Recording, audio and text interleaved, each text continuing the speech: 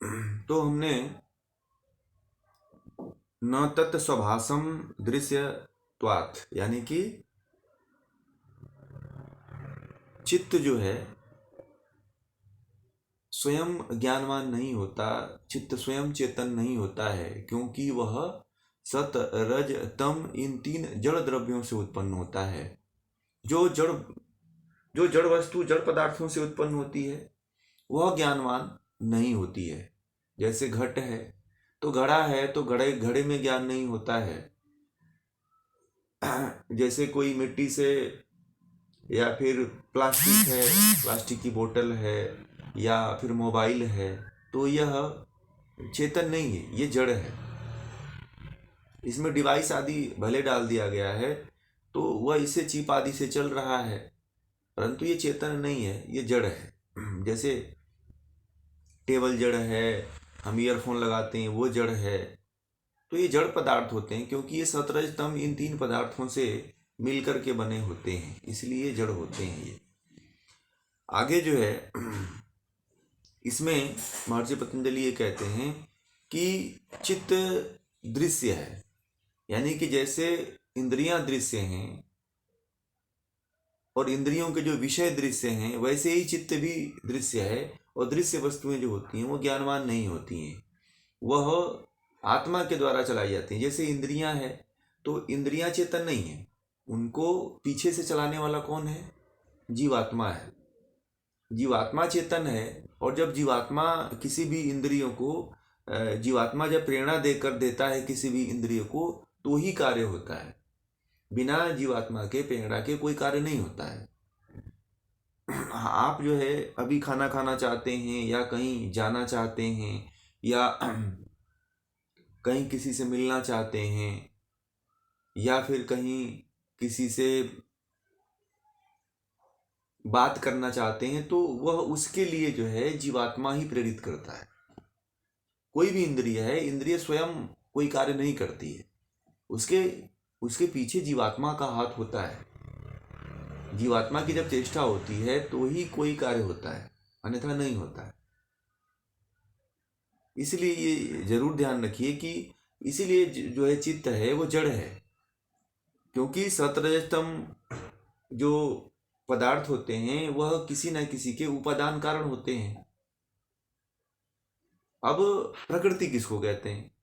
प्रकृति में क्या होता है कि सत रजतम, ये जब तीनों की साम्यावस्था होती है तो उसी को प्रकृति कहा जाता है।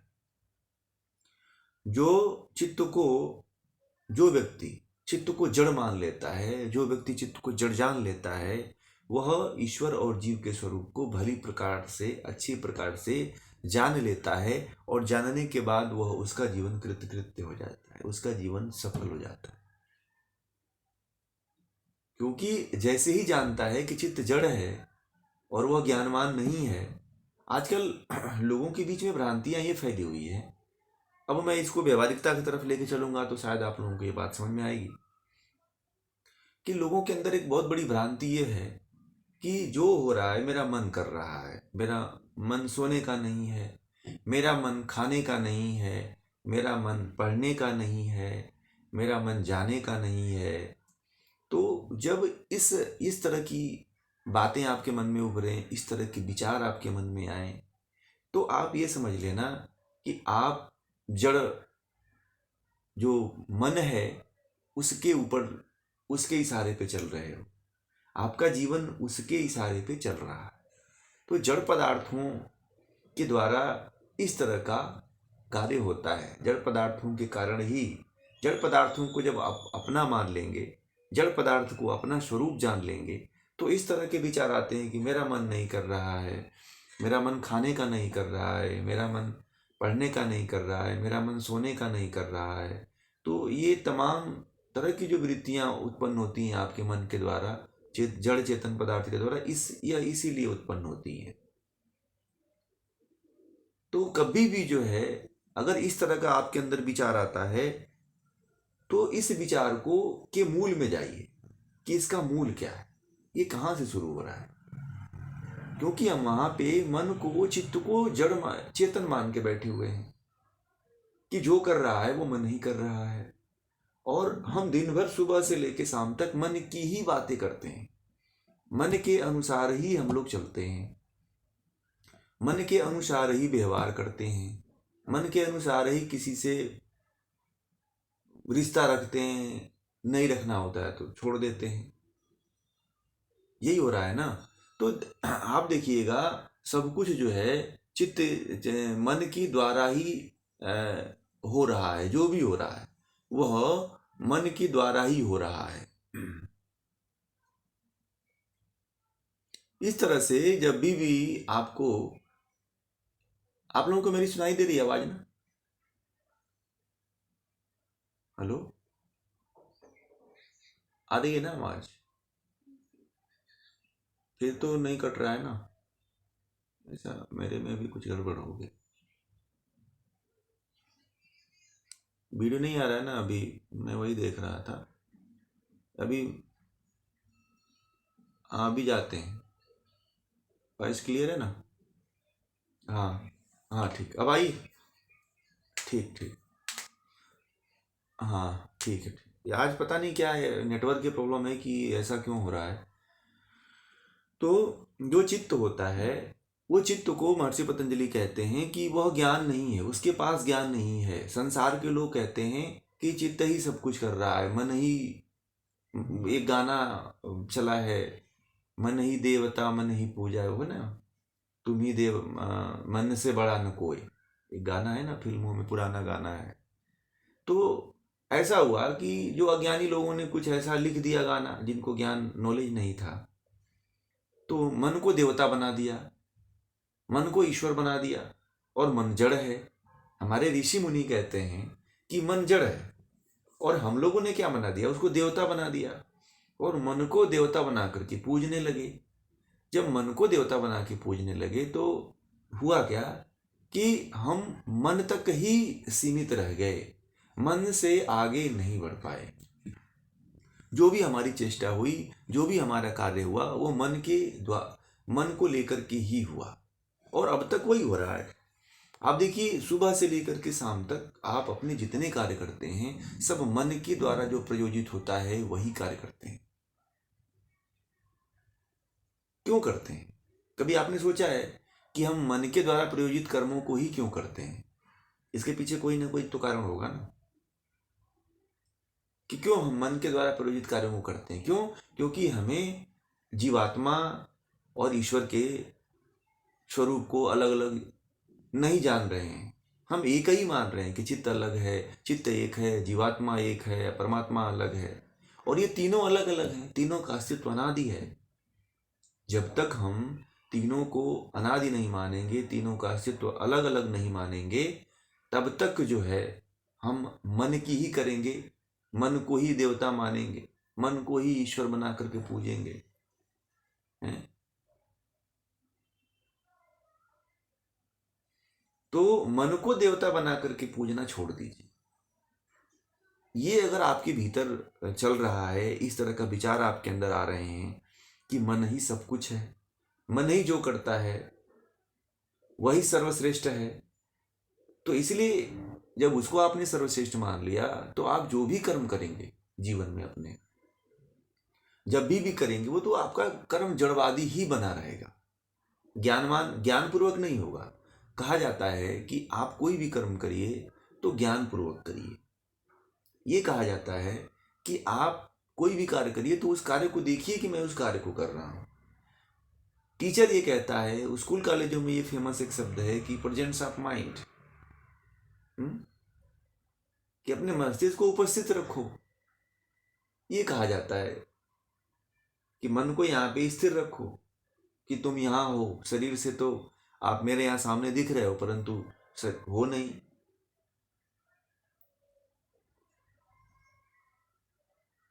तो इस तरह का अगर आप लोगों के अंदर भाव है, इस तरह का आता है चित्त में विचार, तो उसको छोड़ने का प्रयास करें।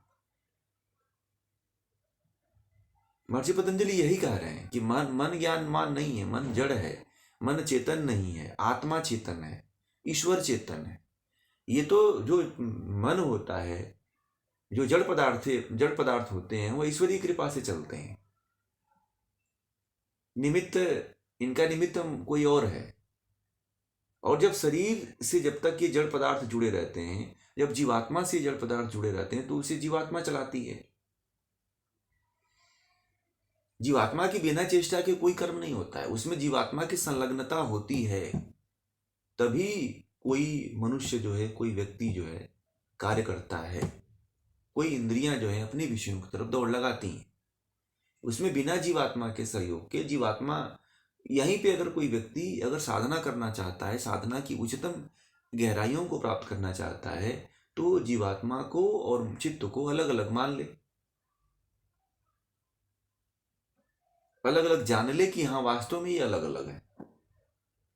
जीवात्मा से देखिएगा, जीवात्मा के द्वारा अगर कोई ज्ञान पूर्वक कर्म हो रहा है, तो वो कर्म बुरा नहीं होता है, अच्छा होता है।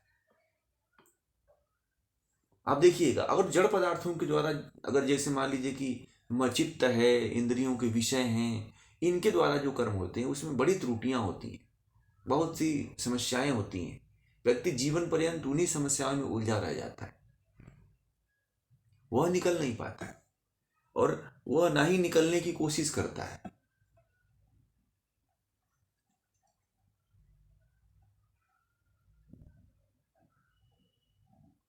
इसीलिए जो है, कभी भी जब आप साधना के क्षेत्र में जाएं, तो सबसे पहले ज्ञान मार्ग के माध्यम से अगर साधना के क्षेत्र में अगर आप जाते हैं, तो ये मान लीजिए कि चित्त जो है अलग है, बुद्धि अलग है, जीवात्मा अलग है, ये तो जड़ पदार्थ हैं।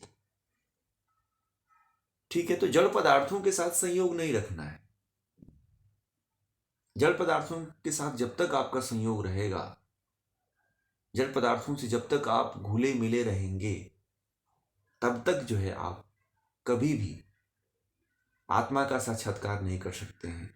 ना ही आप ईश्वर को सही तरीके से जान सकते हैं, ना ही आप जीवात्मा को जान सकते हैं। इसलिए इससे लिप्तता छोड़िए।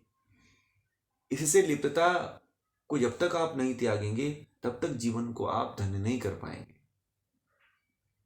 इसकी लिप्तता को जितना जल्दी हो सके, जैसे भी हो सके, उसको छोड़िए। और ये कहना छोड़िए कि ये मेरे द्वारा हो रहा है, ये मेरा मन कर रहा है। इस तरह के विचार हमारे विचार नहीं होते हैं। हम किसी दूसरे के विचारों को ही जीवन पर्यंत बोलते रहते हैं। कभी हमने नए विचार अपने माध्यम से कभी उत्पन्न किए क्या? सोचिए आप कि आपकी उम्र, सभी की उम्र 35-40 साल हो गई है, उससे ऊपर ही सभी लोग हैं। तो क्या कभी आपके द्वारा कोई शब्द आया क्या? नहीं आया। जो भी हम सुनते हैं, शब्द बोलते हैं, जो भी हम शब्द बोलते हैं सुबह से लेकर शाम तक या जीवन पर्यंत, वह सुने सुनाए रटे रटाए शब्दों को ही बोलते हैं। वो शब्द हमारे नहीं होते हैं, वो किसी और के द्वारा प्रयोजित शब्द होते हैं। हमने कभी चिंतन ही नहीं किया कि यह मन क्यों नहीं करता है। मन नहीं करता इसलिए नहीं खाना खाएंगे, मन नहीं करता इसलिए नहीं घूमेंगे, मन नहीं करता इसलिए वहां नहीं जाएंगे, मन नहीं करता इसलिए नहीं पढ़ेंगे। कुछ लोगों से पूछेगा कि योग दर्शन आप क्यों नहीं पढ़ते हो, तो वो यही कहते हैं कि मेरा मन नहीं करता। अरे मन को तो योग दर्शन कहता है कि ये तो जड़ है, ये तो अज्ञानी आदमी है। तुम अज्ञानी व्यक्ति की बात मान करके अपने जीवन को चला रहे हो। कितनी बड़ी मूर्खता की बात है कि नहीं है? आप लोग बताइए, कितनी बड़ी मूर्खता की बात है कि हम एक जड़ पदार्थ के अनुसार अपने जीवन को चलाते हैं और हमारी जिंदगी बीत जाती है एक जड़ वस्तु के सहारे, और एक जड़ वस्तु के कहने पे हम पूरा जीवन व्यतीत कर देते हैं। छोटे बच्चे हैं, वो कहते हैं कि मेरा मन नहीं कर रहा है, मेरा इसमें इंटरेस्ट नहीं है। कहने का तरीका बदल गया। अब बच्चे कहते हैं कि मेरा इंटरेस्ट नहीं है इसमें, मैं इसको नहीं खाऊंगा, मैं इसको नहीं पढ़ूंगा।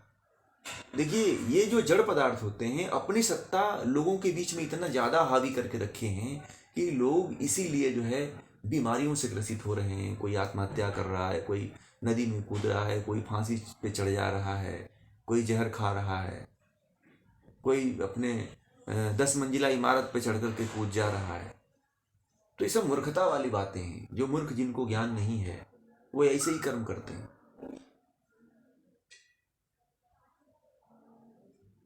तो इस चीज को ध्यान में रखना अति आवश्यक है। जब तक इसको आप लोग ध्यान में नहीं रखेंगे, तब तक ये चीज नहीं होगा। आप जब भी आप बोलें, जब भी आप बात करें, जब भी आप किसी से कुछ कहते हैं, तो उस समय सजग रहें कि ये कहीं मन के द्वारा तो नहीं हो रहा है।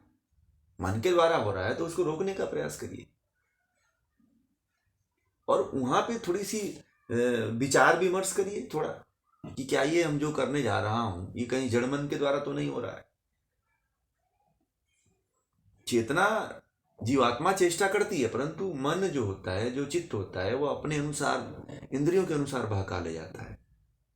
और वहां पे जो चेतना, वहां पे जो जीवात्मा होती है, वो इन प्रकृति जड़ पदार्थों के अधीन होती है, इसलिए कुछ कर नहीं पाती है। पराधीनता में पराधीन सपने सुख नाही है।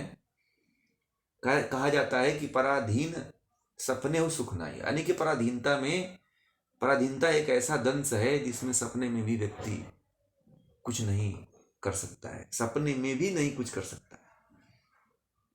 ऐसे ही शरीर, जीवात्मा जो है, इन प्राकृतिक पदार्थों के इतना अधीन है कि वह ज्ञानवान होते हुए भी ज्ञान की बातें नहीं कर सकती है, अपने अनुसार नहीं चल सकती है।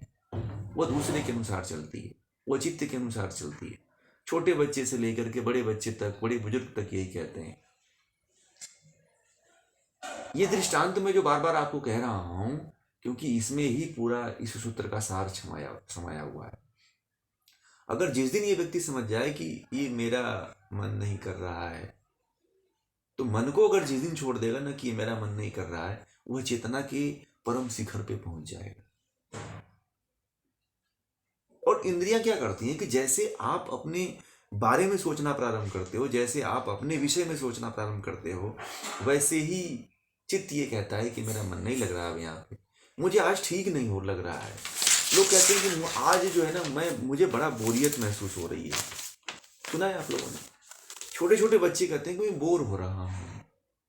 बड़े तो थोड़ा देर में बाद में कहते हैं, अब तो नहीं कर रहे हैं, कहने के लिए थोड़ा सा दूसरा चीज बदल दिए हैं, बहाना बना करके वहां से निकल जाते हैं बड़े लोग। परंतु जो छोटे बच्चे हैं या कम उम्र के जो बच्चे, वो ये कहते हैं कि मैं तो बोर हो रहा हूँ, माँ बाप को परेशान कर देते हैं। मैंने एक दिन एक छोटी बच्ची थी, कहीं मैं बैठा था, कहीं किसी के साथ बैठा था, तो छोटी बच्ची थी एक लोगों की, तो वो कहने लगी कि पापा मैं बोर हो रही हूँ, अब यहाँ से चलो। तो वो उसको परेशान कर दी, नहीं गए तो रोने लगी, फिर उनको अंतिम उठ के बेचारों को जाना पड़ा वहां से। तो छोटे छोटे जो बच्चे हैं, इनको भी नहीं पता है, क्योंकि वो तो अपने माँ बाप से सीख करके आए ना। उनके माँ बाप ने उनके सामने ऐसी बातें रखी है। जब उनके माँ बाप ने ऐसी बातें रखी है, तो फिर उन्हीं का सुन करके, उन्हीं का देख करके वो भी बोलते हैं। और वो भी, उनके भी जीवन में यही शब्द रहते हैं, कुछ नए शब्द नहीं उठते हैं कि हाँ चलो मन नहीं लग रहा है तो मन को लगाएंगे। मन तो जड़ पदार्थ है, ये मन की कौन सुने, मन की। आप ये बताइए, एक उदाहरण देता हूं कि आपके सामने कोई मूर्ख व्यक्ति आए और कहेगा कि तुम इसके अनुसार करो, तो आप करेंगे? आप लोग कभी नहीं तैयार होंगे। और वही मूर्ख मन आपके अंदर बैठा हुआ है, जो आपसे काम करवा रहा है, तो उसकी तो कर लेते हो आप, उसके तो करने में हिचकिचाते नहीं हो, ये सोचते हो कि ये तो मेरा है। परंतु कोई व्यक्ति, मूर्ख व्यक्ति आकर के यहाँ पे आपके सामने, आपके घर में आ जाए और कहे कि आप इस तरह से नहीं, इस तरह से करो, इस तरह से नहीं, उस तरह से करो, तो कभी आप उसकी बात मानेंगे? कभी नहीं मानेंगे। जब उसकी बात नहीं मानेंगे, तो मन के अंदर जो मूर्ख बैठा हुआ है, जो आपको हर हर जगह से घेर करके अपने विषय में फंसा देता है, तो फिर उसकी बात क्यों मान लेते हैं? ये प्रयोग है, ये कोई कही सुनी बातें नहीं है, ये प्रयोगात्मक जीवन है। आप अपने आप को मन की जगह पे किसी मूर्ख व्यक्ति को खड़ा करके देखिएगा। जब इस तरह मन के द्वारा जब विचार होने लगे, मन के द्वारा जब भावनाएं उठने लगे आपके अंदर, तो ये समझना कि कोई मूर्ख व्यक्ति को बुला लेते हैं और ये कहते उसको कह देता हूँ कि कह दीजिए उसको कि तुम जैसा कहोगे मैं वैसा करूँगा। तो मूर्ख व्यक्ति तो मूर्ख वाला काम करवाएगा, कहेगा कि छत पर से कूदो, कोई कहेगा कि उल्टा सीधा खाना खाओ, कोई कहेगा कि नंगे घूमो, कोई कहेगा कि ए, जहर खा लो। तो ये तो मूर्ख वाली बात है ना। तो फिर आप उसके ऊपर क्रोधित हो जाएंगे, अरे ये कहाँ से आ गया, ये तो मुझे मारना चाहता है। परंतु जो आपके अंदर बैठ करके आपको हर समय मार रहा है, हर समय आपको जो है परेशान कर रहा है, हर समय जो है विषयों की तरफ फंसा दे रहा है, और विषयों की तरफ फंसा करके आपके जीवन को जो नष्ट कर दे रहा है, आपके जीवन को जो बर्बाद कर दे रहा है, उसके प्रति आप बड़ी दोस्ती का भाव रखते हो, उसके प्रति बड़ा ही सांत्वना का भाव रखते हो आप। यही तो दुख का कारण है ना, और यही हम मान बैठे हैं। इसलिए जो है मन को और जीवात्मा को अलग अलग मानना है और जड़ मानना है। मन जो है क्या है, जड़ है, जीवात्मा चेतन है। कई बार इसको बता चुके हैं, तो इसको ध्यान में रखिए। तो इसका तात्पर्य बस इतना ही रखते हैं